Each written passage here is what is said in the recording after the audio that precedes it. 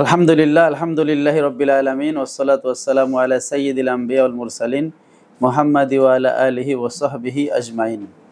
ওয়া বা'দ। দরসুল আকীদার আজকের এ পর্যায়ে আমরা আল আকীদাতুত তাহাবী থেকে আকীদার যে প্রথম অংশ আল কালামু ফিত তাওহীদ, তাওহীদ সংক্রান্ত যে কথা চলতেছিল সেটা আমরা পড়তেছিলাম। আমাদের আলোচনা ছিল নাকুলু ফি তাওহীদিল্লাহি মুতাকিদিনা বি তাওফিকিল্লাহ ইন্নাল্লাহ তাআলা ওয়াহিদুন, আল্লাহ তাআলা এক, এই প্রসঙ্গে। তো আল্লাহ তাআলা এক এই প্রসঙ্গে কথা বলতে গিয়ে গত ক্লাসে আমরা মুসান্নিফ আলাইহির রহমা যে ব্যাখ্যা, মানে ইমাম বাবেরতি রহমাতুল্লাহর ব্যাখ্যা ওয়াহেদ এবং আহাদের মধ্যে যে পার্থক্য, সেই পার্থক্য নিয়ে কথা বলেছি যে ওয়াহেদ কি জন্য আসে, আহাদ কি জন্য আসে। যে আহাদ হলো জাতের জন্য ব্যবহার হয়, ওয়াহেদ হচ্ছে সিফাতের জন্য ব্যবহার হয়।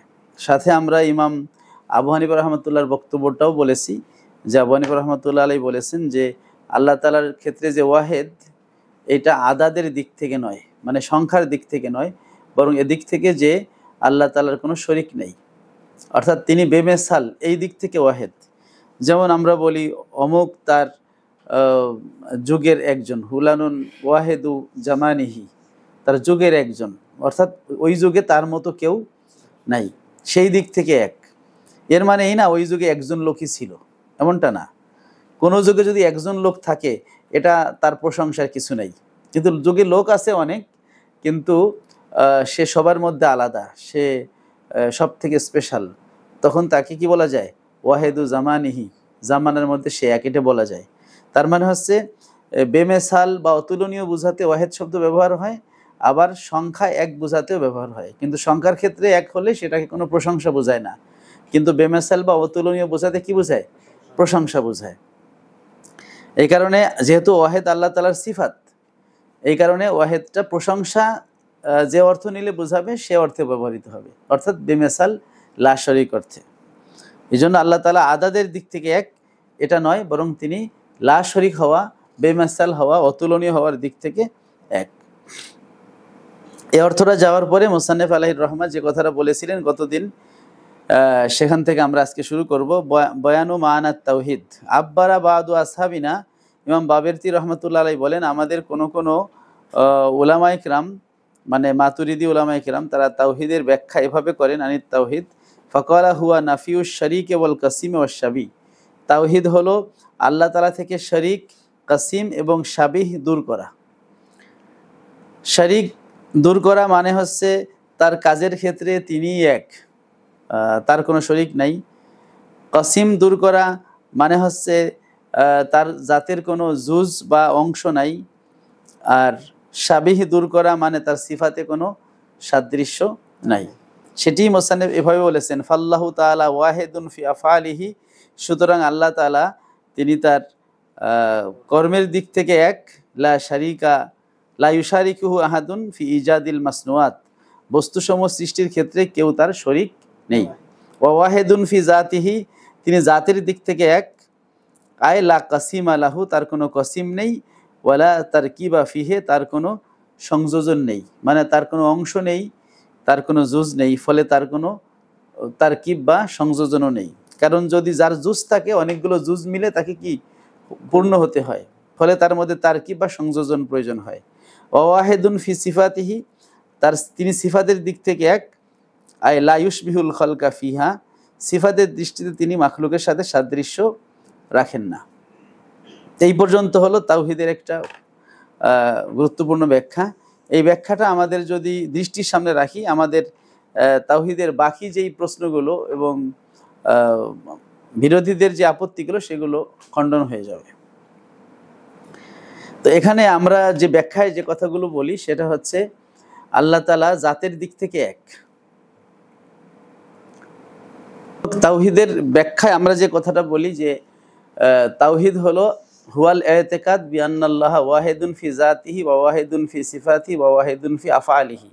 আল্লাহ তাআলা হচ্ছে জাতের দিক থেকে এক, আল্লাহ তাআলা সিফাতের দিক থেকে এক, আল্লাহ তাআলা কর্মের দিক থেকে এক।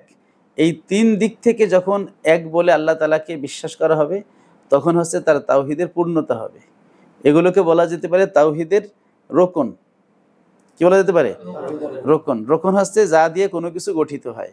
সুতরাং আমাদের তাওহিদ পূর্ণতা হবে, তাওহিদ পরিপূর্ণ হবে যখন আমার এই আকীদা থাকবে যে আল্লাহ তাআলা সত্তার দিক থেকে এক, আল্লাহ তাআলা সিফাতের দিক থেকে এক, আল্লাহ তাআলা কর্মের দিক থেকে এক। তাওহিদুস সিফাত, তাওহিদুজ জাত, তাওহিদুল আফআল। এখন তাওহিদুজ জাত বা সত্তার দিক থেকে আল্লাহ তাআলা এক, এর অর্থ কি? এর দুইটা অর্থ, যে আল্লাহ তাআলার সত্তার মতো আরেকটা সত্তা নাই, দ্বিতীয় কোনো সত্তা নাই। মানে আল্লাহ তাআলার সানি, সালেস, রাবে নাই, তিনি ওয়াহেদ। তিনি কি? মানে আল্লাহর মতো আরেকজন নাই।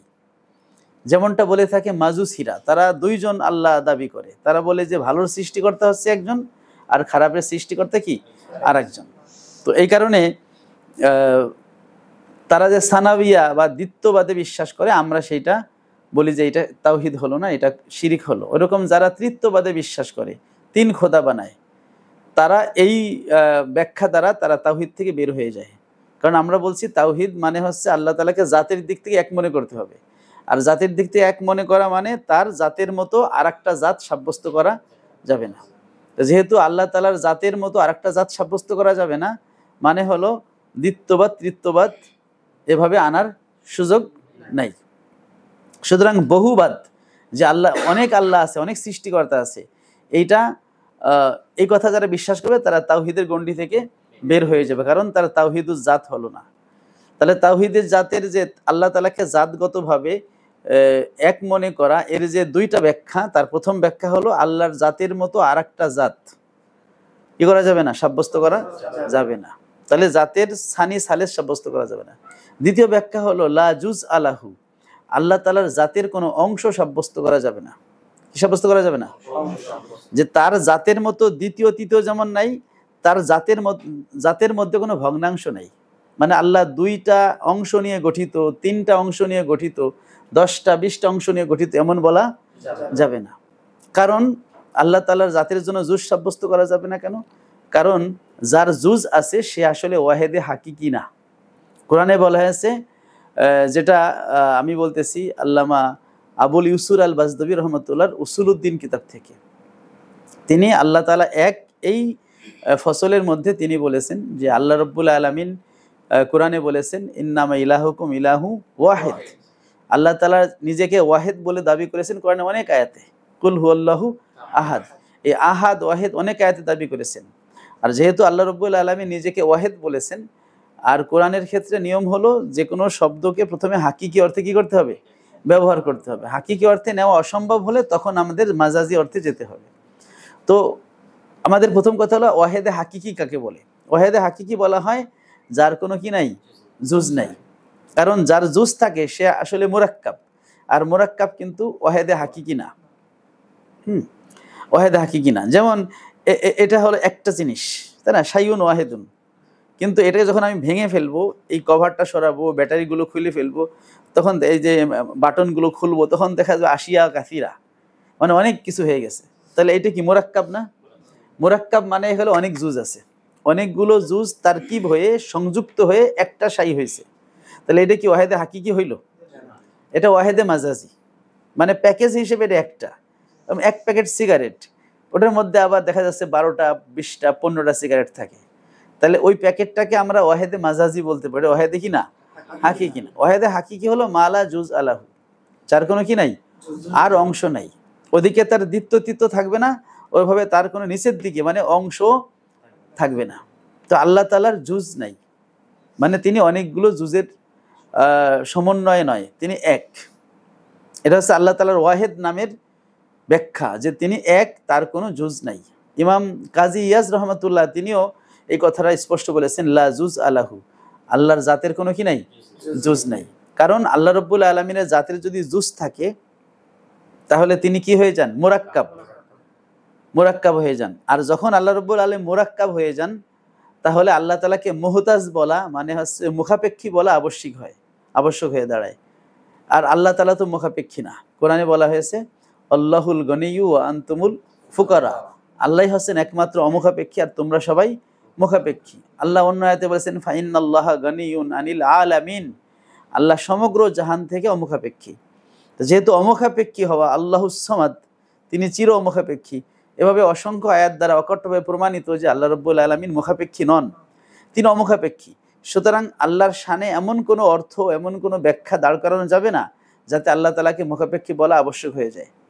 তাহলে আল্লাহ তাআলার অমুখাপেক্ষিতা আমরা কোরআন দ্বারা প্রমাণ করলাম। এখন যদি আল্লাহ তাআলাকে আমরা যৌগিক বলি, মুরাক্কাব বলি, অনেকগুলো অংশের সমাহার বলি, তাহলে তো মুখাপেক্ষী হয়ে গেল। কারণ মোরাক্কেবের দিকে মুখাপেক্ষী। কিসের দিকে? মোরাক্কাব মানে যা সংযুক্ত, তাহলে সংযোগকারীর দিকে সে কি? তারপরে এক জুজ তো আর এক জুজের দিকে মুখাপেক্ষী। কারণ দুই জুজ নিয়ে যদি একটা জিনিস হয়, তাহলে প্রত্যেক জুজ কি স্বয়ংসম্পূর্ণ থাকতে পারে? যে কোনো একজনকে মিলতে হবে। তার মানে হচ্ছে আমি ওই জুজের দিকে মুখাপেক্ষী বা ওই জুজ আমার দিকে মুখাপেক্ষী। যে কোনো একজন, দুইজনে যদি সমঝোতায় না মেলে তখন কি হয় না? মোরাক্কাব হয় না। তাহলে মোরাক্কাব মানে হচ্ছে আমি ওই জুজের দিকে মুখাপেক্ষী এবং আমি মোরাক্কেবের দিকে মুখাপেক্ষী। এর মানে হচ্ছে যখন কাউকে মোরাক্কাব বলা হয় তাকে মুহতাজ বলা হয়ে যায়। তো যেহেতু আল্লাহকে মুহতাজ বলা হারাম, কোরআন দ্বারা প্রমাণিত, তিনি হচ্ছেন গানিয়ুন মানে অমুখাপেক্ষী, তাহলে আল্লাহ তাআলাকে মোরাক্কাব বলাও হারাম। কারণ মোরাক্কাব বললেই মুখাপেক্ষী বলতে হয়। তো যেহেতু মুখাপেক্ষী বলা নিষেধ, তাহলে মোরাক্কাব বলাও নিষেধ। আর যেহেতু মোরাক্কাব বলা নিষেধ, তাহলে তার জন্য জুজ সাব্যস্ত করা কি যাবে? যাবে না। তাহলে এভাবে আমরা আল্লাহ তাআলাকে জুজকে আমরা নফি করে দিলাম।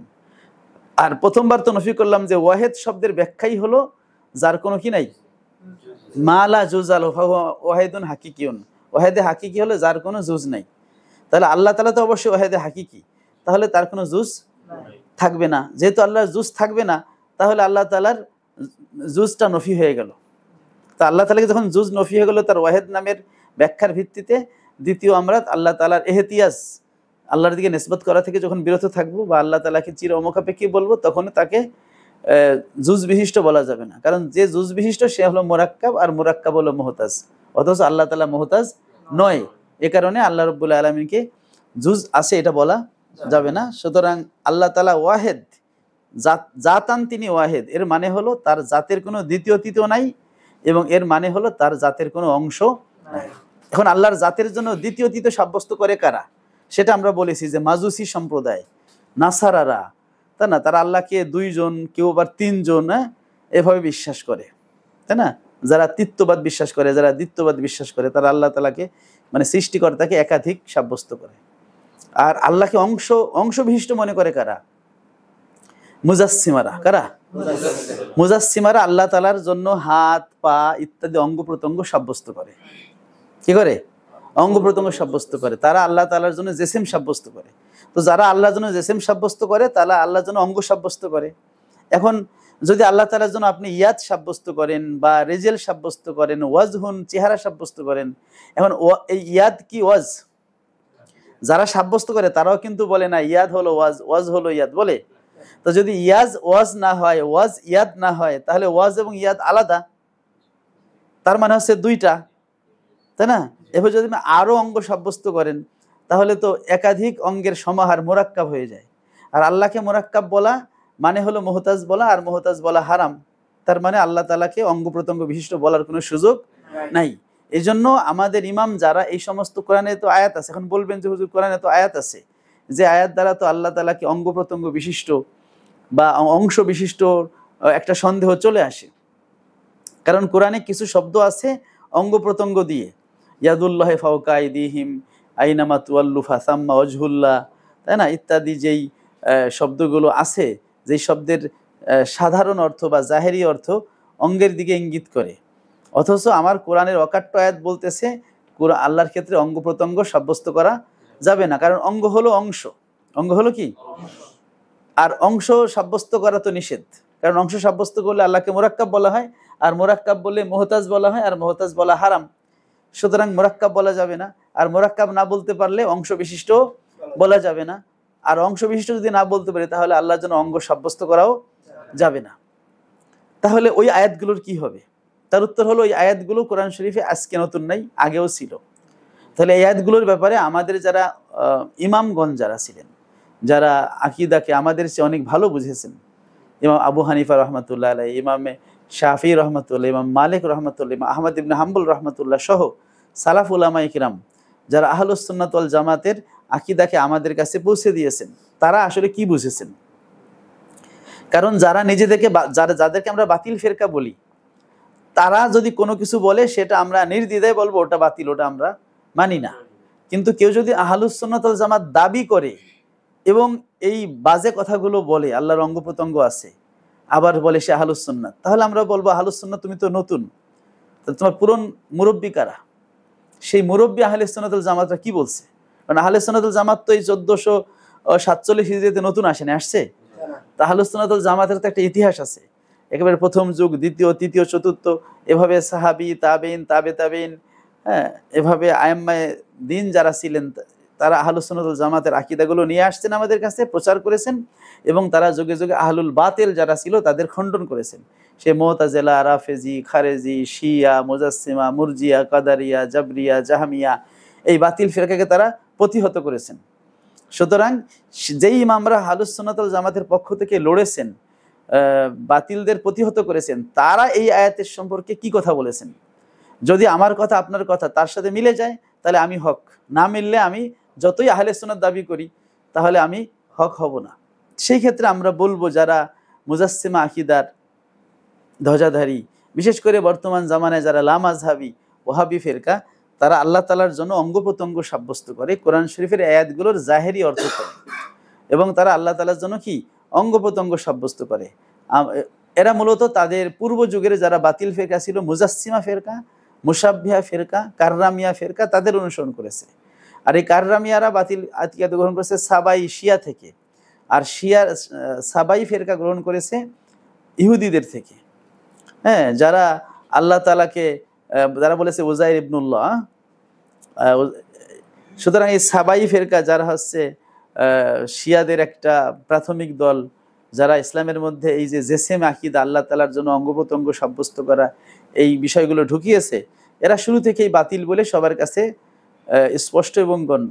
এখন নতুন করে কেউ যদি সেই বাতিল আকীদাগুলোকে কোরআন শরীফের আয়াত দেখায় আমাদের কাছে বলে, আমরা গ্রহণ করব না। কারণ কোরআন দিয়ে মুতাজিলারও দলিল দিছে, কোরআন দিয়ে খারেজিরাও কি দিছে, খারেজিরা কোরআন দিয়ে দলিল দিয়ে হযরত আলী রাদিয়াল্লাহু আনহুকে হত্যা পর্যন্ত করছে, কাফের ফতোয়া দিছে। এখন আমি কি বলবো যে হযরত আলী রাদিয়াল্লাহু আনহু খারেজিদের চেয়ে কোরআন কম বুঝতেন? এটা সম্ভব না। কারণ হযরত আলী রাদিয়াল্লাহু আনহু তিনি আশারে মুবাশশারা, তিনি ছিলেন বদরি সাহাবী, তিনি হচ্ছেন 4 খলিফায়ে রাশিদিনের একজন। রাসূল পাক সাল্লাল্লাহু আলাইহি ওয়াসাল্লাম যাকে বাবু মাদিনাতিল ইলম, ইলমের শহরের দরজা বলেছেন, তিনি কোরআন শরীফের আয়াতের অর্থ বুঝলেন না, আর বুঝলে ওই খারেজিটা। তো ওই খারেজির দলে আমার যাওয়ার দরকার নাই। আমি খোলাফায়ে রাশিদিন, আমি সাহাবায়ে কেরাম, আমি যারা আল্লাহর রাসূল সাল্লাল্লাহু আলাইহি ওয়াসাল্লামের ইলমকে যারা আমাদের কাছে পৌঁছে দিয়েছে, তারা কিভাবে বুঝেছে সেটাই আমি বুঝবো। সুতরাং খারেজি বেশি কোরআন বুঝবে না, কোরআন বুঝবে নবীর সাহাবাগণ, তাই না? তদ্রূপ নবীর সাহাবীর পরে তাবেঈগণ, তারপরে তাবেঈগণ, এইভাবে আমাদের কাছে কোরআনের এবং সুন্নাহর ইলমগুলো এসেছে। এজন্য আমরা যখনই আমাদেরকে কেউ আকীদার ব্যাপারে বিভ্রান্ত কথাগুলো বলে, আমরা বলবো যে আল্লাহ তাআলার জন্য অঙ্গ প্রত্যঙ্গ সাব্যস্ত করেছে কারা। আমরা আকীদার ইতিহাসগুলো একটু দেখে আসি।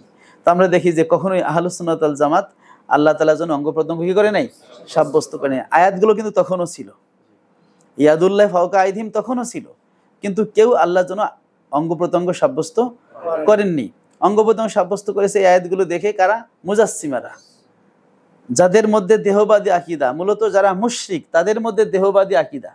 এই যে যারা হিন্দু, তারা মানে হচ্ছে তারা আল্লাহ বলে না, কিন্তু তারা ভগবান বা এরকম একজন সৃষ্টিকর্তা আছে বলে, যদিও তারা শিরিক করে, কিন্তু তারা এই অদৃশ্য আল্লাহ বা হচ্ছে নিরাকার আল্লাহকে তাদের মানতে তাদের মনে কুলায় ওঠে না। তখন তারা একটা আকার দেয়, সেগুলো আবার মাটি দেখি বানায়, একটা প্রতিমা বানায়, যে কিছু নাই তাহলে তার ইবাদত করবো কিভাবে, একটা কিছু লাগবে তো।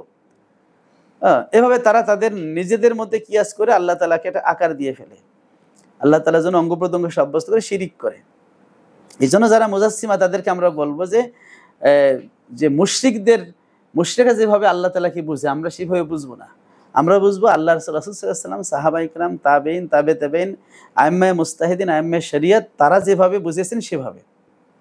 এজন্য আমরা যদি ইমাম আবু হানিফা রাহমাতুল্লাহ আলাইহির কিতাব দেখি আল ফিকুল আকবার, সেখানে দেখব যে ইয়াদের ক্ষেত্রে ইমাম আবু হানিফা রাহমাতুল্লাহ বলছেন বাল ইয়াদুহু সিফাতুহু বিলা কাইফ, আল্লাহর ইয়াদ, আল্লাহর সিফাত ধরন মুক্তভাবে।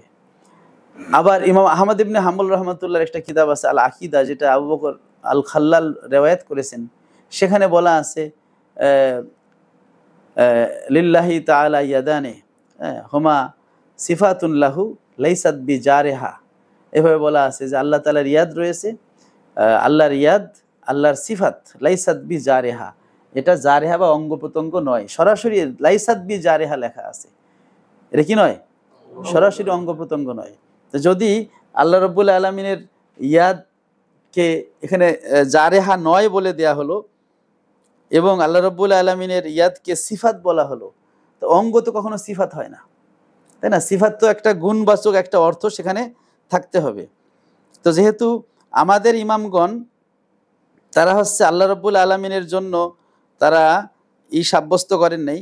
এই যে আমার কাছে সেই কিতাবটা আছে, ইমাম আহমদ ইবনে হাম্বলের আল আকিদা, এই কিতাবটা আছে, সেখান থেকে আমি পড়ে শোনাচ্ছি। ওয়াকানা ইয়াকুলু, আহমদ ইবনে হাম্বল রহমাতুল্লাহ বলতেন, ইন্না লিল্লাহি তাআলা ইয়াদান হুমা সিফাতুন লাহু ফি জাতিহি লাইসাতা বি জারিহাতাইনি ওয়া লাইসাতা বি মুরাক্কাবাতাইনি ওয়ালা জিসমুন ওয়ালা জিনসুন মিনাল আসসাম ওয়ালা মিন জিনসিল মাহদুদ ওয়াত তারকিব ওয়াল আবাদ ওয়াল জাওয়ারি ওয়ালা ইউকাসু আলা যালিকা লা মিরফাকুন ওয়ালা আদুদুন ওয়ালা ফিমা ইয়াক্তাজি যালিকা মিন ইতলাকি কওলিহিম ইয়াদুন ইল্লা মা নাতাকা কুরআনু বিহি আও সাহহাত আন রাসূলিল্লাহি সাল্লাল্লাহু আলাইহি ওয়াসাল্লাম আস-সুন্নাহ ফিহি ক্বালা আল্লাহু তাআলা বাল ইয়াদাহু মাবসুতাতান ইলা আখিরিল কালাম। তো এখানে ইমাম আহমদ ইবনে হাম্বল রাহমাতুল্লাহ আলাইহি তিনি আল্লাহ তাআলার জন্য ইয়াদ সাব্যস্ত করেছেন, যেহেতু কোরআনে ইয়াদ শব্দের কি আছে? উল্লেখ আছে, কিন্তু বলেছেন যে এগুলো আল্লাহ তাআলার সিফাত, এগুলোকে অঙ্গ প্রত্যঙ্গ সাব্যস্ত করা বা জেসিম বা দেহ সাব্যস্ত করার কোনো সুযোগ নেই। তাহলে ওই আয়াতগুলো আমাদের সামনে আছে, আমাদের ইমামরা সেই আয়াতগুলোকে আল্লাহ তাআলার সিফাত বলেছেন, যেগুলোকে আমরা আকীদার ভাষায় সিফাতে খবরিয়া বলি। কি বলি? মানে খবর বা হাদিসে এগুলোকে সিফাত বলে উল্লেখ করা হয়েছে, এজন্য আমরা সিফাতে খবরিয়া বলি। যদিও আমাদের ইমামদের মধ্যে কেউ কেউ এগুলোকে ইজাফাত বলে। কি বলে? ইজাফাত মানে আল্লাহর দিকে সম্পর্কিত বা যুক্ত। যেমন ইবনুল জাওজি রহমাতুল্লাহ তিনি বলেছেন ইয়াদ এটা সিফাত না, এটা ইজাফাত। তো যাক, ইজাফত হোক আর সিফাত হোক, আল্লাহর শানে তো ইয়াদ শব্দের ব্যবহার হয়েছে, কিন্তু সেটা দ্বারা অঙ্গ উদ্দেশ্য নয়, সেটা স্পষ্ট। ইমাম আহমদ ইবনে হাম্বল রহমাতুল্লাহ যারা লামাযহাবিরা যাকে মানে বলে থাকে, যদিও তারা আসলে আহমদ ইবনে হাম্বল রহমাতুল্লাহকে মানে না, প্রকৃতপক্ষে মানে না। তারা মানে ইবনু তাইমিয়াকে, যে ছিল মুজাসসিবা, বাতিল আকীদাপন্থী। তারা মানে মুহাম্মদ ইবনে আব্দুল ওয়াহাব নজদিকে, যে ছিল ভ্রান্ত আকীদাপন্থী। এ কারণে আমরা তাদেরকে বলবো যে ইমাম আহমদ ইবনে হাম্বল, ইমাম আজম আবু হানিফা রহমাতুল্লাহ আলাইহি তারা এই আয়াতগুলো দিয়ে আল্লাহ তাআলার জন্য অঙ্গ প্রত্যঙ্গ সাব্যস্ত করেন নাই, সুতরাং আমাদেরও সাব্যস্ত করার কোনো সুযোগ নাই। তাছাড়া আমরা তো আল্লাহ তাআলার সত্তার দিক থেকে এক, জাতের দিক থেকে এক, সেই এক প্রমাণ করতে গিয়ে আমরা দেখাই দিলাম এই এক মানে হচ্ছে মানে হাকিকি এক। আর যিনি হাকিকি এক তার কখনো কি থাকে না? অংশ থাকে না। আর যখন অংশ থাকে না তখন তার জন্য অঙ্গ সাব্যস্ত করার সুযোগ নাই। তাছাড়া অঙ্গ সাব্যস্ত করলে কি হয়ে যায়? তাকে মুরাক্কাব বলা আবশ্যক হয়ে দাঁড়ায়, আর মুরাক্কাব বললে মুহতাজ হওয়া আবশ্যক হয়ে যায়, অথচ তিনি মুহতাজ নন, কোরআন দ্বারা প্রমাণিত। এখন যদি আমি আল্লাহ তাআলার জন্য অঙ্গ সাব্যস্ত করি, তাহলে তাকে আমি মুরাক্কাব বললাম, তাই না? তাহলে এক আয়াত দিয়ে অঙ্গ সাব্যস্ত করে আল্লাহ তাআলাকে মুহতাজ বললাম, আর এক আয়াতে আল্লাহ তাআলাকে অমুখাপেক্ষী বলা হয়েছে। তাহলে কোরআন কি হয়ে গেল? দ্বান্দ্বিক হয়ে গেল। তো কোরআনে কি এমন ব্যাখ্যা করা যাবে যেটা এক আয়াতের ব্যাখ্যা অন্য আয়াতের বিপরীত? যাবে না। আল্লাহ তাআলা বলছেন ওয়ালাউ কানা মিন ইনদি গায়রিল্লাহি লাওয়াজাদু ফিহি ইখতিলাফান কাসীরা। যদি এই কোরআন যদি আল্লাহ ছাড়া অন্য কারো পক্ষ থেকে আসতো, তাহলে এই কোরআনে কি থাকতো? অনেক মতভেদ তারা পেত। কিন্তু যেহেতু কোরআন আল্লাহর পক্ষ থেকে কোনো মতভেদ নেই, এর মানে হচ্ছে কোরআনের এক আয়াত অন্য আয়াতের বিপরীত হবে না, কখনোই হবে না, এবং আল্লাহ তাআলা সেভাবেই নাজিল করেছেন। তো যদি কোরআনের এক আয়াত অন্য আয়াতের বিপরীত না হয়, তাহলে এই আয়াতের ব্যাখ্যা ওই আয়াতের বিপরীত হবে না। সুতরাং আমাদের সঠিক ব্যাখ্যাটা দাঁড় করাতে হবে। যেহেতু আল্লাহ তাআলাকে অমুখাপেক্ষী বলা নিষেধ, মানে অমুখাপেক্ষী বলতে হবে, মুখাপেক্ষী বলা নিষেধ, সেহেতু আল্লাহ তাআলাকে মুরাক্কাব বলা অথবা এমন কথা বলা যার দ্বারা আল্লাহকে মুরাক্কাব সাব্যস্ত করা হয়, কোনোটাই বলা।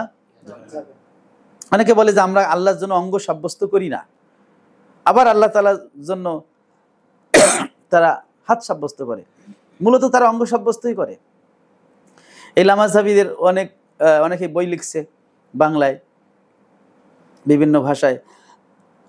একজন শায়েখ আছে তাদের এই বাংলাদেশ বিশ্ববিদ্যালয়ে, জাফরির বিশ্ববিদ্যালয়ে চাকরি করে, আনোয়ার রশিদ আহমদ। এই পাগলে লিখছে যে আল্লাহ তাআলার কি হাত আছে? উত্তর লিখছে হ্যাঁ আল্লাহর হাত আছে, দলিল ওই আয়াত।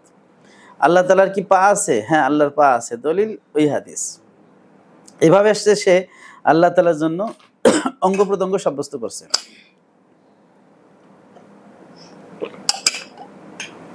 আচ্ছা,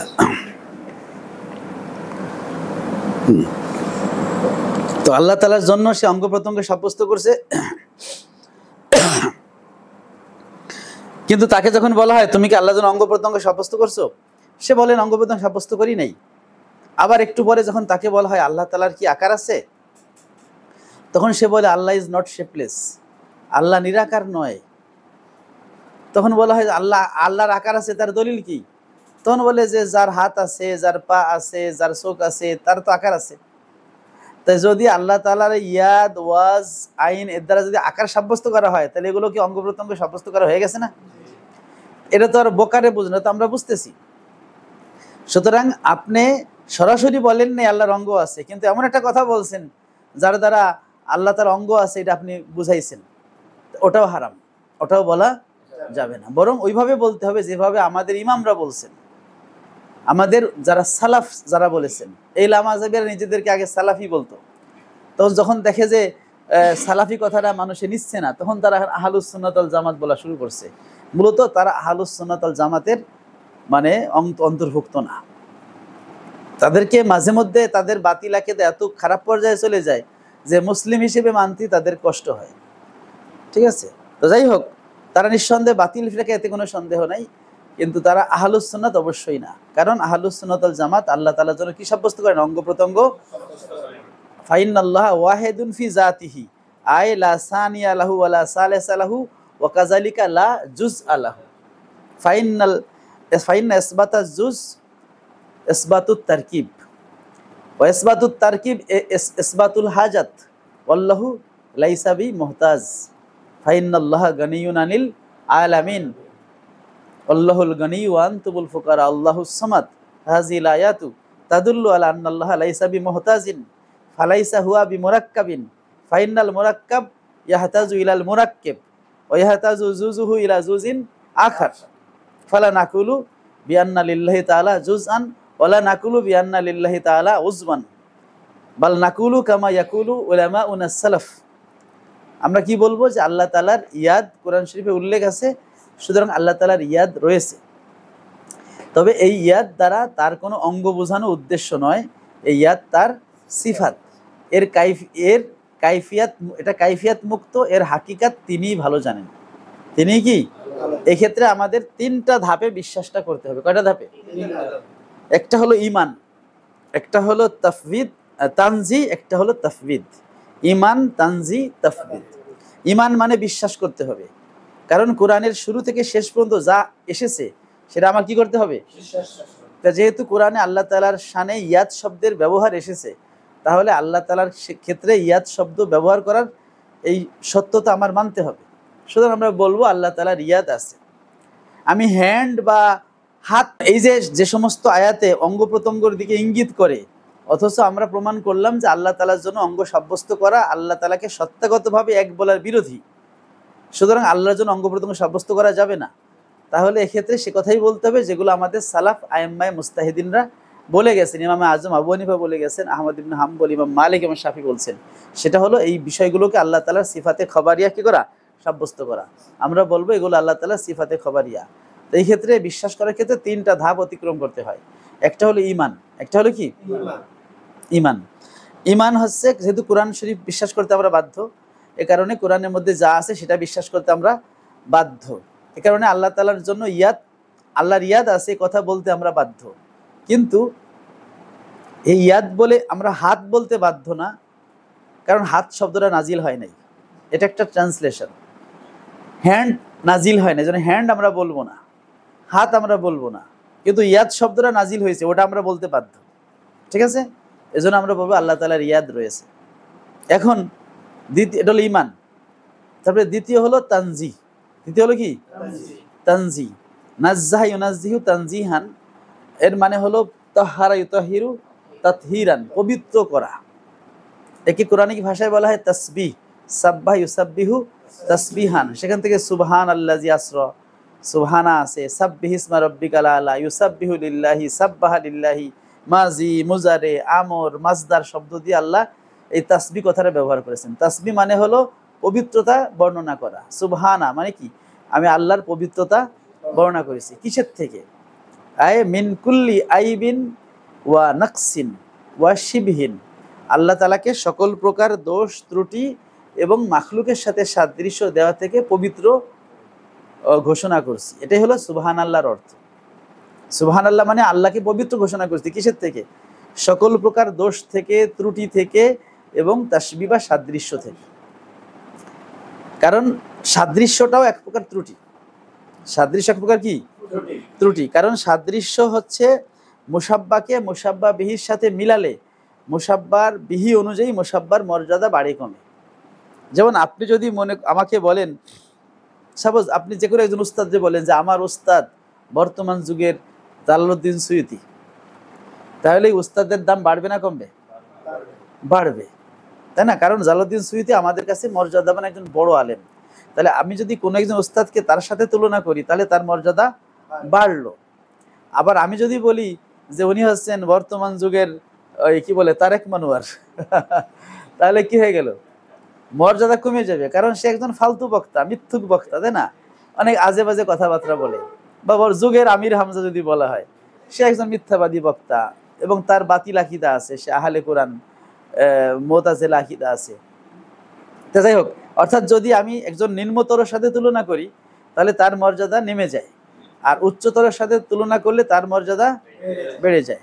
এখন সকল মাখলুকাত আল্লাহর চেয়ে নিচে না উপরে? নিচে, নিশ্চিত নিচে। এবং কত নিচে তুলনা করারও সুযোগ নাই, তাই না?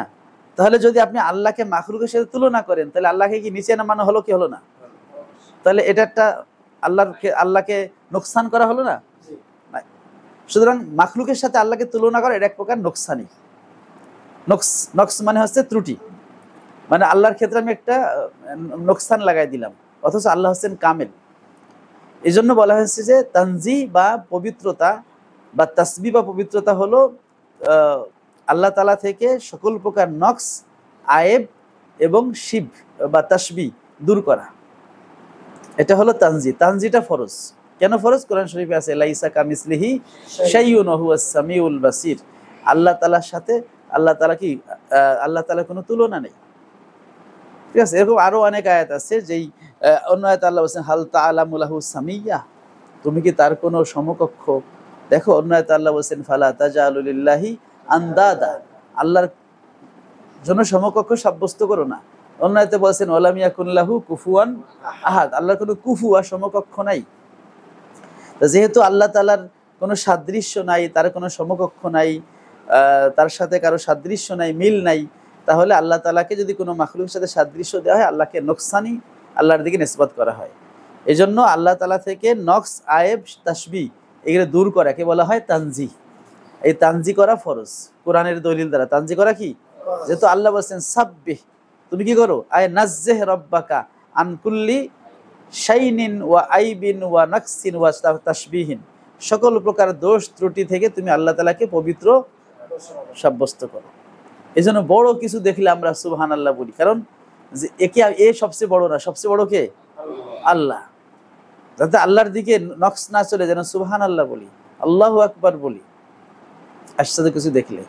তো যাই হোক, এই জন্য হচ্ছে এই যে তানজি, এটা যেহেতু কোরআন দ্বারা ফরজ, লাইসা কামিসলিহি শাই, এ কারণে আমরা কি করব? আল্লাহ তাআলার জন্য আল্লাহ তাআলার যে সিফাতগুলো কোরআনে আসছে, সিফাতে খাবারিয়া, মানবিয়া যা আসছে সেগুলোর প্রতি ঈমান আনবো।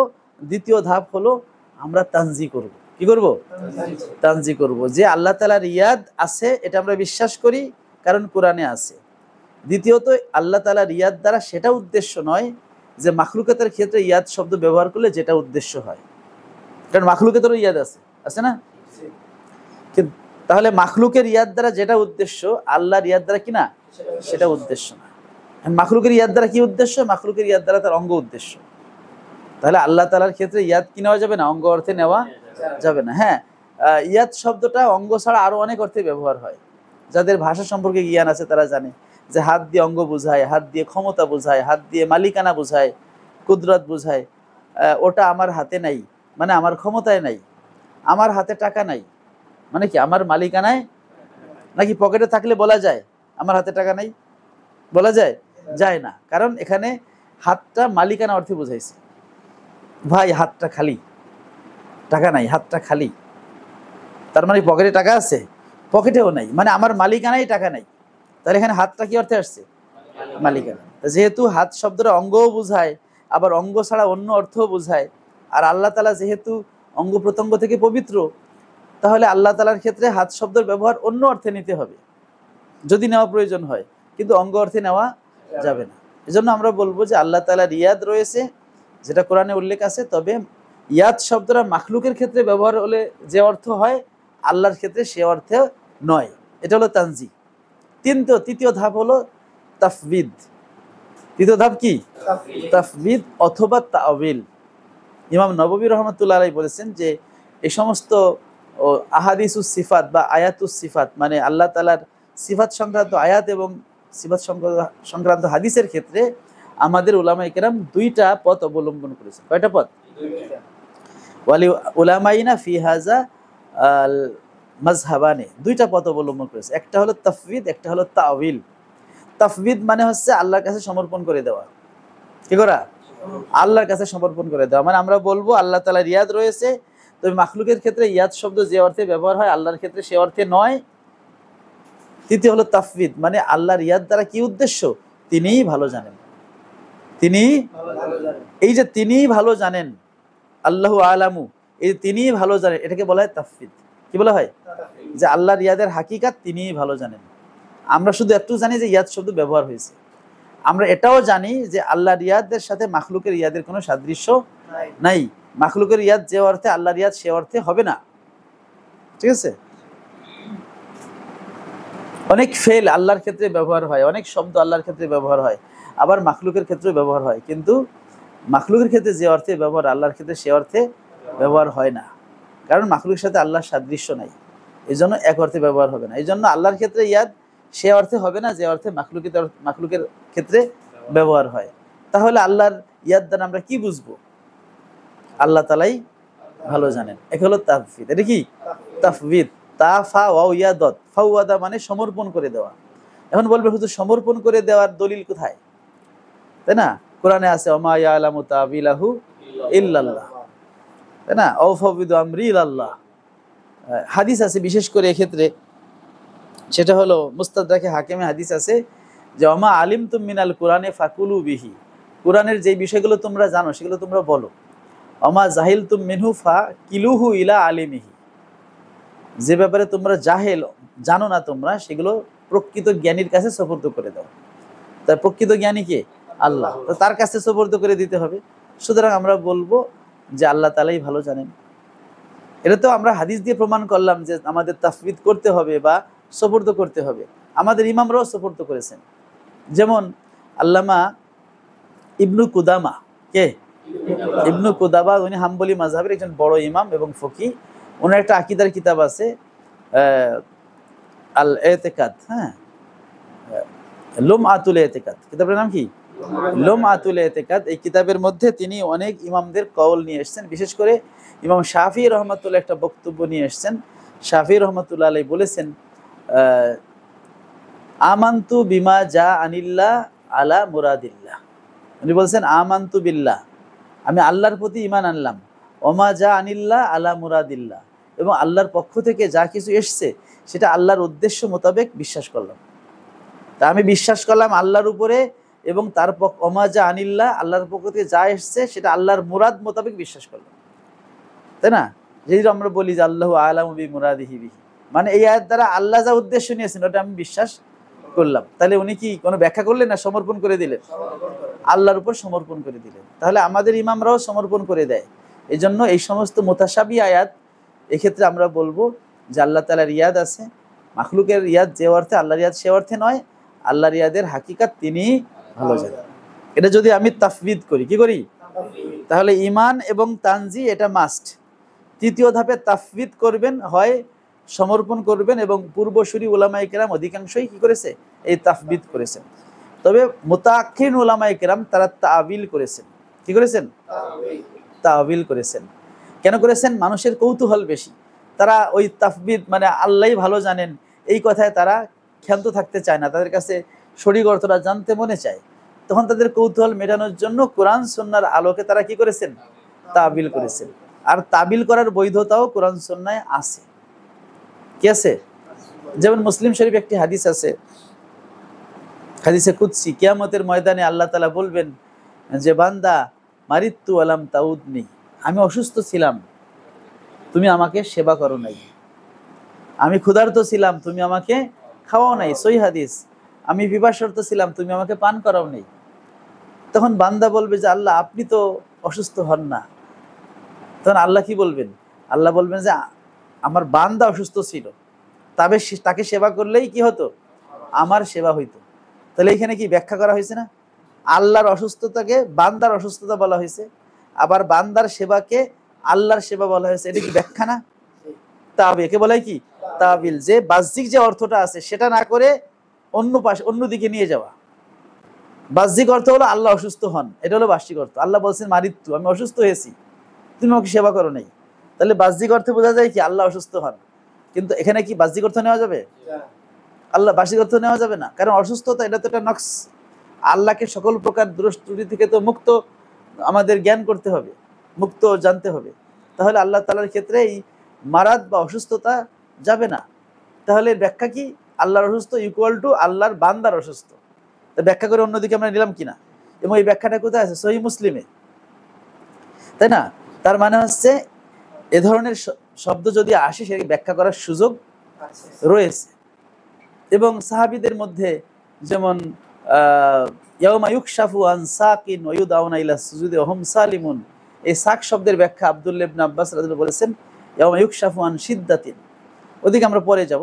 তো অর্থাৎ সাহাবায়ে কেরাম কি করেছেন? কোরআনের আয়াতের এইভাবে মুতাশাবি আয়াত যেগুলো বা আল্লাহ তাআলার সিফাত সংক্রান্ত আয়াতগুলো তারা ব্যাখ্যা করেছেন। তো যেহেতু তারা ব্যাখ্যা করেছেন, রাসূল পাক সাল্লাল্লাহু আলাইহি ওয়াসাল্লাম ব্যাখ্যা করেছেন, আল্লাহ তাআলা ব্যাখ্যার অনুমোদন দিয়েছেন, সুতরাং আমাদের মুতাআক্কিন উলামায়ে কেরাম তারা এই সমস্ত আয়াতের ব্যাখ্যা করেছেন।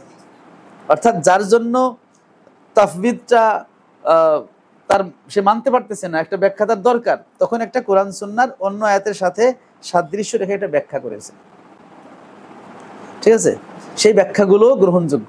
তবে সেক্ষেত্রে আমাদের ঈমান আনতে হবে যে কোরআনে আল্লাহ তাআলার ইয়াদ বলা আছে, সেই ইয়াদ সত্য, তবে ইয়াদের একটা ব্যাখ্যা এরকম হতে পারে। ইয়াদ দ্বারা মাখলুকের সাথে সাদৃশ্যপূর্ণ কিছু উদ্দেশ্য না। তাফবিদ করলে ইয়াদের হাকিকাত আল্লাহই ভালো জানেন। আর যদি তাবিল বা ব্যাখ্যা করেন তাহলে বলতে পারেন যে এই আয়াতে ইয়াদ বলে আল্লাহর ক্ষমতা বোঝানো হয়েছে, এই আয়াতে ইয়াদ বলে আল্লাহর মালিকানা বোঝানো হয়েছে। যেমন বিয়াদিকাল খায়র, বিয়াদিকাল মানে আল্লাহ আপনার হাতেই সকল কল্যাণ, মানে কি সকল কল্যাণ আপনার মালিকানায়, আপনার ভান্ডারে সব কল্যাণ।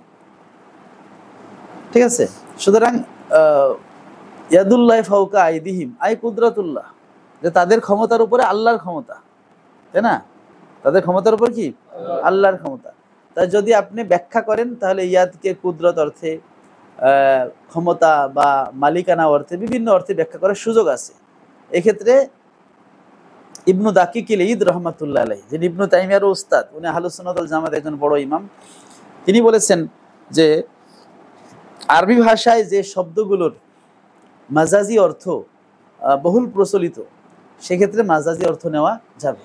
কারণ ইয়াদ শব্দের মাজাজি অর্থ হলে এই যে ক্ষমতা অথবা মালিকানা, এগুলো ইয়াদ শব্দের কি অর্থ? মাজাজি অর্থ। কেন আমরা মাজাজি অর্থে গেলাম? আমাদের মূলনীতি আছে হাকিকি অর্থ নেওয়া অসম্ভব হলে মাজাজি। তো যেহেতু ইয়াদের হাকিকি অর্থ তো অঙ্গ, তো অঙ্গটা তো আমরা নিতে পারতেছি না, তাহলে আমাদের মাজাজি যেতে হবে। সেটা হলো কুদরত, সেটা হলো মালিকানা। আর আরবি ভাষায় এর বহুল প্রচলন আছে। এই জন্য আপনারা ইবনু দাকিকিল ঈদ রহমাতুল্লাহ আলাইহির এই কথাটা ওনার কিতাবেও পাবেন। আবার সৈয়দ রহমাতুল্লাহর যে আল ইতকান ফি উলুমিল কোরআন, সেখানেও মুতাশাবি আল ফসল ফিল মুতাশাবি, যে মুতাশাবি সংক্রান্ত যে ফসলটা আছে সেই ফসলের মধ্যে এটা পেয়ে যাবেন। এই দাকিকুল ঈদ রহমাতুল্লাহ ইবনু দাকিকিল ঈদ তার এই ব্যাখ্যাটা। এই জন্য আমরা বলবো আল্লাহ তাআলা সত্তাগতভাবে এক, ওয়াহিদুন ফি জাতিহি, এর মানে হলো লা জুজআ লাহু, এর মানে হলো লা সানিয়া লাহু ওয়ালা সালিসা লাহু। এটা গেল আল্লাহ তাআলা সত্তাগতভাবে এক এর ব্যাখ্যা। আমরা বলেছিলাম যে তাওহীদের তিনটা রকম, মানে তিনটা বিষয় বিশ্বাস করলে আপনার পূর্ণ তাওহীদ হবে। একটা হলো আল্লাহকে সত্তাগতভাবে এক বলে বিশ্বাস করতে হবে। দ্বিতীয় হলো ওয়াহিদুন ফি সিফাতিহি, আল্লাহ তাআলাকে সিফাতগতভাবে কি করতে হবে? এক বলে বিশ্বাস করতে হবে। এখন সিফাতগতভাবে এক এর অর্থ কি? সিফাতগতভাবে এক মানে হলো আল্লাহ তাআলার কোনো সিফাত বান্দার মধ্যে পাওয়া যাবে না, আর বান্দার কোনো সিফাত আল্লাহর মধ্যে পাওয়া যাবে না। আল্লাহর সিফাত নিয়ে আল্লাহ এক ও একক স্বয়ংসম্পন্ন। এই কথাটা ইমাম আজম আবু হানিফা রাহমাতুল্লাহ আলাইহি তার আল ফিকুল আকবার কিতাবে বলেছেন যে লা ইউশবিহু শাইয়্যাম মিনাল আশিয়া ওয়া লা ইউশবিহুহু শাইয়্যুন, যে কোনো আল্লাহ তাআলা কোনো কিছুর সাথে সাদৃশ্য রাখে না, আর কোনো কিছু আল্লাহর সাথে সাদৃশ্য রাখে না। ঠিক আছে, মানে সাদৃশ্যটা কোনো দিক থেকে হবে না, আল্লাহর দিক থেকেও সাদৃশ্য হবে না, আবার মাখলুকের দিক থেকেও সাদৃশ্য হবে না। এখন সাদৃশ্য হয় কিভাবে? সাদৃশ্য হয় গুণের দিক থেকে। কোন দিক থেকে? গুণের দিক থেকে, মানে একটা মানার দিক থেকে। যেমন আমরা বলি জাইদুন কাল আসাদে, তাই না? এখানে সাদৃশ্য হইতে গেলে, এই যে তাসবিহ হতে গেলে চারটা জিনিস লাগে। একটা হলো মুসাব্বা, মানে যাকে তুলনা করা হয়েছে সে হলো জায়েদ। মুসাব্বা বিহি, যার সাথে তুলনা করা হয়েছে সে হলো আসাদ। ও এরপরে হরফে তাসবি, সেটা হলো কা। মাঝে মাঝে হরফে তাসবি উজ্জ রাখা হয়, বলা হয় জাইদুন আসাদুন, জায়েদ একটা বাঘ। জায়েদ কি? তাহলে একে বলে তাসবিহে বলিগ, মানে যে আরো বেশি বালাগাতপূর্ণ, মানে হরফে তাসবি উঠাই দেওয়া হয়েছে। আচ্ছা, আরেকটা হলো অজহুত তাসবি। তাহলে মুসাব্বা, মুসাব্বা বিহি, আদাতুত তাসবি বা হরফে তাসবি, এটা হচ্ছে অজহুত তাসবি, মানে তাসবির দৃষ্টিকোণ, কোন দৃষ্টিতে তাসবিটা দেয়া হলো, কোন দৃষ্টিকোণ, সেটা হলো সাজাত। জাইদুন কাল আসাদে ফিস সাজাতে, জায়েদ বাঘের মতো কোন দিক থেকে? বাহাদুরির দিক থেকে, শৌর্যবীর্যের দিক থেকে। বাঘের যেমন বাহাদুরি আছে, জায়েদেরও বাহাদুরি আছে। তখন আমরা জায়েদকে বাঘের সাথে তুলনা করেছি। তাহলে যদি আমি জায়েদের নাম রাখতাম টাইগার, তাহলে কি সাদৃশ্য হতো? গায়ে তো বল নাই, কিন্তু তার নাম টাইগার না, কিন্তু তার গায়ে টাইগারের মতো কি আছে? বল আছে। আমাদের ক্রিকেটারদেরকে টাইগার বলা হয় না? এটা কি নামের হিসেবে নাকি তাদের গুণের কারণে? গুণের কারণে। এখন বর্তমানে গুণ আস্তে আস্তে কমে যেতেছে, সেটা ভিন্ন কথা, কিন্তু যখন নামটা দিয়েছে তখন কি গুণটা, আমরা তো মনে করছি এই গুণটা তাদের মধ্যে আছে, তখন আমরা তাদেরকে টাইগার বলছি, টাইগ্রিস বলছি। তো যাই হোক, তাহলে তুলনা হয় কোন কোন দিক থেকে? গুণের দিক থেকে, তাই না? সুতরাং যখন আমি আল্লাহ তাআলার কোনো গুণ বান্দার মধ্যে দিয়ে দেব, তাহলে তুলনা হয়ে গেল। আবার যখন বান্দার কোনো গুণ আল্লাহর মধ্যে দিয়ে দেব, তখন কি হলো? তুলনা হয়ে গেল। এই জন্য আমরা এর ব্যাখ্যায় বলছি আল্লাহ তাআলা ওয়াহিদুন ফি সিফাতিহি, এর মানে হলো লা তুজাদু সিফাতুল্লাহ ফিল মাখলুক ওয়ালা তুজাদু সিফাতুল মাখলুক ফিল্লাহ, মানে মাখলুকের কোনো সিফাত আল্লাহর মধ্যে পাওয়া যাবে না, আল্লাহর কোনো সিফাত মাখলুকের মধ্যে পাওয়া যাবে না। যদি মাখলুকের কোনো একটা সিফাত আল্লাহর মধ্যে পাওয়া যায়, তাহলে ওই সিফাতটা আল্লাহ মাখলুক সমান হয়ে গেল, তাহলে তুলনা হয়ে গেল।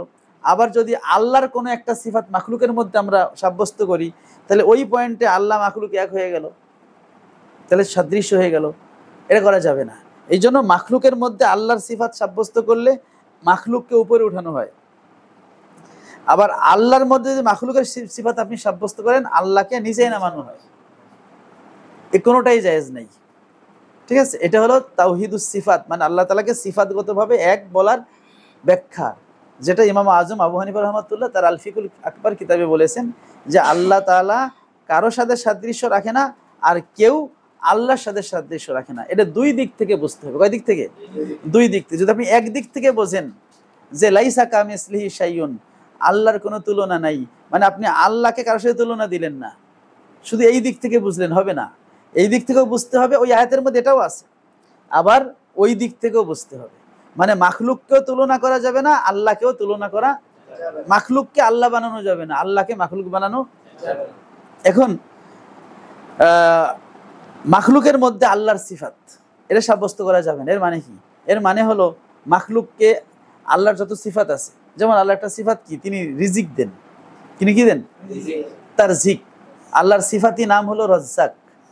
আর আল্লাহর সিফাত হলো তারজিক, তিনি রিজিক দাতা, রিজিক দেন। এই রিজিক দেওয়া সিফাতটা যদি আপনি কোনো বান্দার মধ্যে সাব্যস্ত করেন, কোনো মাখলুকের মধ্যে, যে অমুক আমাকে রিজিক দেয়, সে আমার রিজিক দাতা, তাহলে কি হলো? এই পয়েন্টটা আল্লাহর সাথে সাদৃশ্য দিলাম, আমি বান্দাকে অনেক উপরে উঠায় শিরক করে ফেললাম, তাই না? ওইরকম যদি আপনি বলেন যে আল্লাহ হচ্ছে আল হাই, চিরঞ্জীব, আল্লাহ কি চিরঞ্জীব, আপনি যদি কোনো মাখলুককে বলেন সে হলো চিরঞ্জীব, তাহলে কি হলো? ওই মাখলুককে আল্লাহর সাথে এই পয়েন্টে তুলনা করা হলো, ওই মাখলুকের মর্যাদা বাড়াই দেওয়া হলো। এটা কি জায়েজ আছে? এটা আল্লাহর যে ওয়াহেদ ফিস সিফাত, সিফাতগতভাবে আল্লাহ তাআলাকে এক, এটা বলা হলো না। কারণ আপনি ওই সিফাতে আল্লাহর সাথে আরেকজনকে সমান বানাই দিলেন, তাহলে আল্লাহ তো এক থাকলো না। আল্লাহর তো অনেক সিফাত আছে, তাই না? তো আল্লাহ তাআলার যদি একটা সিফাতের ক্ষেত্রে আপনি আরেকজন দাঁড় করান, তাহলে ওই ক্ষেত্রে তো দুইজন হয়ে গেল। তাহলে কি আল্লাহকে সিফাতগতভাবে এক বলা হইলো? তাহলে আল্লাহ তাআলাকে সিফাতগতভাবে এক বলার মানে হলো আল্লাহ তাআলার কোনো সিফাতকে বান্দার মধ্যে দেওয়া যাবে না। যে কোনো একটা সিফাত যদি বান্দার মধ্যে দেন, তাহলে ওই সিফাতটা আল্লাহ বান্দার সমান হইলে কমপক্ষে দুইজন তো হইল, 10 জনকে দিলে 10 জন আল্লাহর সমান হয়ে গেল। এখন বলবেন যে হুজুর ঠিক আছে, আল্লাহর বান্দার মধ্যে আল্লাহর সিফাত দেওয়া যাবে না, এটা শিরিক, ঠিক আছে। কিন্তু কোরআন শরীফে তো বলা হয়েছে নবীজিকে বিল মুমিনিনা রাউফুর রহিম, নবীজি হচ্ছেন তার উম্মতের প্রতি, মুমিনদের প্রতি দয়ালু। তো রউফ রহিম তো আল্লাহ তাআলারও নাম, যেমন বিসমিল্লাহির রহমানির রহিম, আলহামদুলিল্লাহি রাব্বিল আলামিন আর রহমানির রহিম। তো আল্লাহ তাআলার নামও রহিম, নবীজিকে রহিম নাম দেওয়া হয়েছে। আল্লাহ তাআলার গুণ দয়া করা, তাই না? রহমত আল্লাহর একটা সিফাত, তো আমরাও তো দয়া করতে পারি। হাদিসে বলা হয়েছে ইরহামু ফিল আরদ, ইরহামু মান ফিল আরদ ইয়ারহামুকুম মান ফিস সামা, দুনিয়ায় যারা আছে তাদের প্রতি তোমরা দয়া করো, তাহলে আকাশের মালিক আল্লাহ তোমাদের প্রতি দয়া করবেন। এখানে আল্লাহও দয়া করে, আমরাও দয়া করি, তাই না? তাহলে তো সিফাত তো মিলে যাচ্ছে। অথচ আপনি বললেন যে বান্দার মধ্যে আল্লাহর সিফাত দেওয়া যাবে না। তাহলে এই কথাটার ব্যাখ্যাটা কি? আমরা এতক্ষণ যেটা বললাম ওইটা হলো আমাদের আকীদা, যে আল্লাহর কোনো সিফাত বান্দাকে দেওয়া যাবে না, বাস কথা এখানে শেষ। এখন আপনার আপত্তি হবে, এটা কি এতেরাজ, এশকাল, যে তাহলে কোরআন শরীফে যে আমরা দেখি যে আল্লাহর সিফাত বান্দার মধ্যেও পাওয়া যাচ্ছে, তার ব্যাখ্যাটা কি? সেই এতেরাজের উত্তর হলো, ব্যাখ্যা হলো যে আল্লাহর সিফাত আসলে বান্দাকে দেওয়া হয়নি। কারণ যদি বান্দার মধ্যে আপনি এইভাবে বলতেন যে আল্লাহ তাআলা যে অর্থে রহিম, নবীজিও সেই অর্থে রহিম, তাহলে হচ্ছে কি হতো? তাসবিহ হতো। কিন্তু আল্লাহ তাআলার রহমত সিফাত আর নবীর রহমত তো এক না। আল্লাহর রহমত, আল্লাহ শুধু রহমত না, আল্লাহর যে কোনো সিফাত আর বান্দার যে কোনো সিফাতের মধ্যে অনেক ডিফারেন্স আছে, পার্থক্য আছে। আল্লাহর সিফাত হলো অসীম। আল্লাহর সিফাত কি? অসীম, তার কোনো শেষ নাই। বান্দার সিফাত কি অসীম? বান্দার সিফাত হলো সসীম। যদি আপনি বান্দার সিফাতকে অসীম বলেন, তখন সাদৃশ্য হবে। আল্লাহর সিফাত হলো লা ইয়াতাবাদ্দালু, এটা পরিবর্তন হয় না। কিন্তু বান্দার সিফাত কি হয়? পরিবর্তন হয়। আল্লাহর সিফাত তার সত্তাগত, কিন্তু বান্দার সিফাত এটা আল্লাহ প্রদত্ত। বান্দা এক সময় জানতো না, আল্লাহ জ্ঞান দিছেন। বান্দা দুর্বল ছিল, আল্লাহ শক্তি দিছেন। তাহলে বান্দারই সিফাতগুলো কি বান্দার নিজস্ব? আল্লাহর সিফাত আল্লাহর নিজস্ব, বান্দার সিফাত আল্লাহর প্রদত্ত। তাহলে আল্লাহর সিফাত নিজস্ব, বান্দার সিফাত প্রদত্ত। আল্লাহর সিফাত অসীম গায়রে মাহাদুদ, বান্দার সিফাত সসীম মাহাদুদ। আল্লাহর সিফাত পরিবর্তন হয় না, বান্দার সিফাত কি হয়? পরিবর্তন হয়। আল্লাহর সিফাত এর কোনো মানে সূচনা নাই, বান্দার সিফাতের সূচনা আছে। কারণ বান্দার নিজেরই কি আছে? সূচনা আছে। যেদিন আল্লাহ বান্দাকে সৃষ্টি করছেন ওই দিন থেকে বান্দার সূচনা। তাহলে বান্দার সিফাত জাতেরও সূচনা আছে, বান্দার সিফাতের সূচনা আছে। আল্লাহর জাতেরও সূচনা নাই, সিফাতেরও সূচনা নাই। বান্দা নিজেও মাখলুক, বান্দার সিফাতও মাখলুক। আল্লাহ যেহেতু মাখলুক না, তাহলে আল্লাহর সিফাতও কি না? মাখলুক না। বান্দার সিফাত হাদেস, আল্লাহর সিফাত হাদেস না, মানে আল্লাহর সিফাত কদিম। কিন্তু বান্দার সিফাত একসময় ছিল না, পরে হয়েছে, মানে হলো এটা হাদেস, নতুন বিষয়। কিন্তু আল্লাহর সিফাত কি না? হাদেস না। এভাবে অনেক দিকে ডিফারেন্স আছে। এই যে ডিফারেন্সগুলো যদি আপনি মিটাই দেন, তখন শিরিক হবে। সুতরাং আমরা বলবো যে আল্লাহ তাআলার সিফাত, এই যে আক্ষরিকভাবে যে নবীজিকে দেয়া হয়েছে, ওটা আমাদেরকেও দেয়া হয়েছে। আমাদেরকে কি হয়েছে? আল্লাহ তাআলার নাম কি? সামিউন বাসির, লাইসা কামিসলিহি শাইউন ওয়া হুয়াস সামিউল বাসির, আল্লাহর মতো কিছু নাই, তিনি সামিউন বাসির। আবার মানুষকেও বলা হয়েছে ফাজআলনাহু সামিয়াম বাসির, সূরা ওই দাহারের মধ্যে, তাই না? মানুষকে আল্লাহ সামিয়াম বাসির, আল্লাহ যে অর্থে সামিয়াম বাসির, মানুষ কি সে অর্থে সামিয়াম বাসির, তাই না? মানুষ হচ্ছে, মানুষের যে শ্রুত বা শ্রবণ করা, দেখার যে গুণ, এটা খলকি, এটা কি আল্লাহর তো জাতি। যদি বলেন যে আল্লাহ এই মাখলুকও খলকি, মাখলুকও জাতি, অথবা আল্লাহটাও খলকি, তাহলে কি হবে? সাদৃশ্য হবে। কিন্তু যদি বলেন আল্লাহ হচ্ছে জাতি, মাখলুকের হচ্ছে খলকি, আল্লাহর দয়া এটা জাতি রহমত, আর মানুষের মধ্যে যে রহমত আছে সেটা হচ্ছে খলকি রহমত, তাইলে এই সাদৃশ্য হলো। সুতরাং একে বলে ইত্তেফাকে লফজি, মানে আক্ষরিক মিল। হ্যাঁ, যে আল্লাহ তাআলার একটা নাম হচ্ছে রহিম, এই জন্য নবীকে একটা রহিম নাম দিছে, এটা আল্লাহ তাআলা ভালোবেসে দিছে, এটা আক্ষরিক মিল, এটা মহব্বতের জন্য, কিন্তু এটা অর্থগতভাবে কোনো মিল নাই। যদি আমরা কেউ অর্থগতভাবে সাব্যস্ত করি, সে যে করুক, এটা শিরক হয়ে যাবে। ঠিক আছে? সুতরাং কোরআনে যে নবীজিকে রহিম বলা হয়েছে, এটা মূলত অর্থগত না, এটা কি আক্ষরিক। ঠিক আছে? শাব্দিকভাবে, আক্ষরিকভাবে, এটা অর্থগত না। অর্থগতভাবে আল্লাহ তাআলা যে অর্থে রহিম, নবীজি সে অর্থে কখনোই কি না রহিম না। যদি কেউ মনে করে তাহলে শিরক হবে। গেল উত্তর। দ্বিতীয়, আমরা বলেছিলাম যে আল্লাহ তাআলার সিফাত মাখলুককে দেওয়া যাবে না, এটা হলো প্রথম। দ্বিতীয় বলেছিলাম মাখলুকের কোনো বৈশিষ্ট্য, কোনো সিফাত আল্লাহকে দেওয়া যাবে না, কারণ যদি মাখলুকের কোনো একটা বৈশিষ্ট্য আল্লাহকে দেন, ওই পয়েন্টে আল্লাহ মাখলুক কি হয়ে যায়? সেম হয়ে, তাহলে তো সাদৃশ্য হয়ে যায়, আর সাদৃশ্য হলে তো শিরক হয়ে যায়। এই জন্য মাখলুকের কোনো সিফাত আল্লাহকে দেওয়া যাবে না। বলবেন হুজুর মাখলুকের সিফাতগুলো কি কি? মাখলুকের অনেক সিফাত আছে, তার মধ্যে মৌলিক কিছু সিফাত যেটা সব মাখলুকের আছে। যেমন মাখলুকের সিফাত হলো মাখলুক নিজে মাখলুক। মাখলুক কি? সৃষ্ট। মাখলুক হলো কি? সৃষ্ট। এখন যদি বলেন আল্লাহ সৃষ্ট, তাহলে কি হলো? সাদৃশ্য হয়ে যাবে।